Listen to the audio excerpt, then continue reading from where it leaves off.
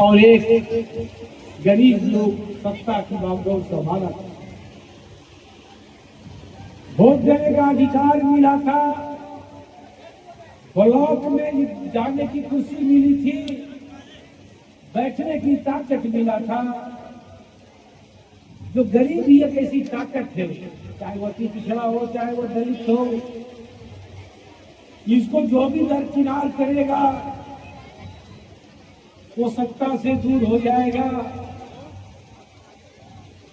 क्योंकि जनता सब कुछ समझती है। और जब 2005 में हार में की लड़ाइयां ली, सत्ता बदला, नवादा और गोविंदपुरा वारसलीगंज से जिला की राजनीति बदल गई। हम सभी जातियों के वोट से, चाहे वो यादव रहा हो, चाहे वो दानी कुशवाहा रहा हो, चाहे वो महादलित रहा हो, चाहे अन्य समाज के लोग रहे हों, उनके वोट से हम चुनाव जीते। जब तक बैकवर्ड राजनीति हो रही थी, दलितों की राजनीति हो रही थी, हम फुटका लगा के खड़े थे। लेकिन विगत लोकसभा के चुनाव में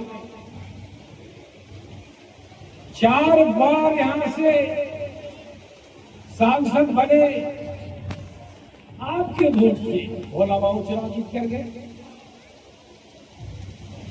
एक साल में 5 करोड़ रुपये सांसद को मिलता है।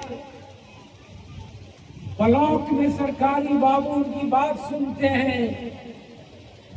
कलेक्टर में कलेक्टर सांसद का सचिव होता है अनुसरण समिति में।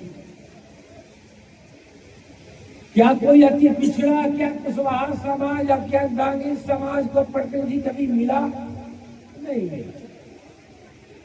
कुर्ता चेंज किए,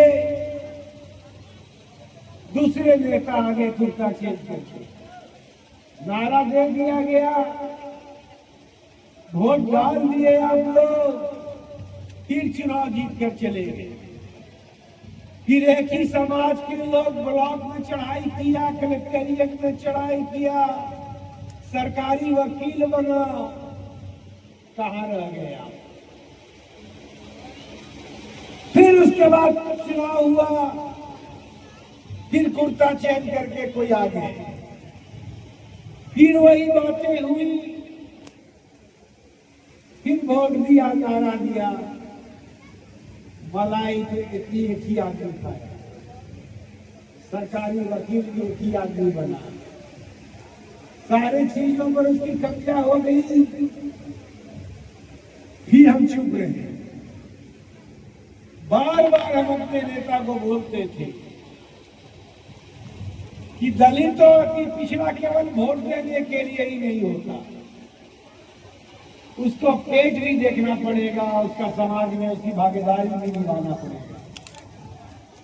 विगत लोकसभा के चुनाव में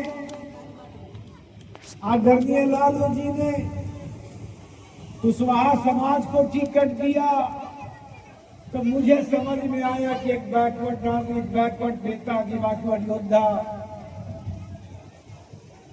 यादव समाज का टिकट काट के कुशवाहा समाज को दिया।